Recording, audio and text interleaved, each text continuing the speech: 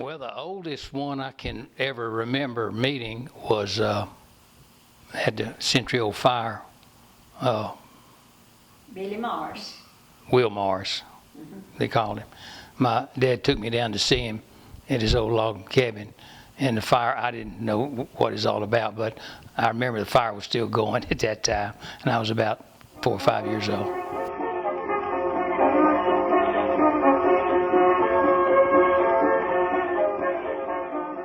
Everybody called him Uncle Billy Morris. Okay. And I remember that it'd been there so long, there was just a kind of a bowl burned out down in the ground. And I've often thought of that a lot.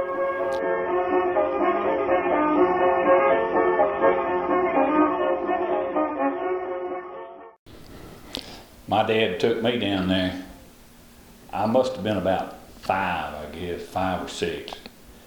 And I remember going in, and like he said, the fire, it was kind of warm, but he had just the coals going in it. Yeah. The fireplace was just hollowed out.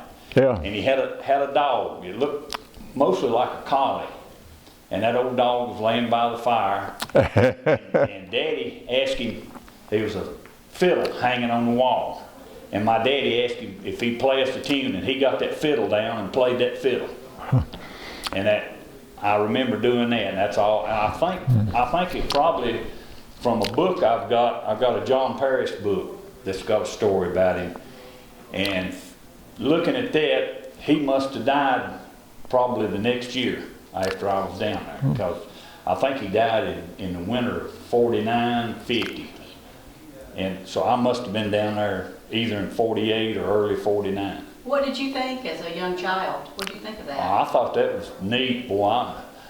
I couldn't get over, and I couldn't really understand at that time how fire had been going for 100 years. And then later I understand how it come about.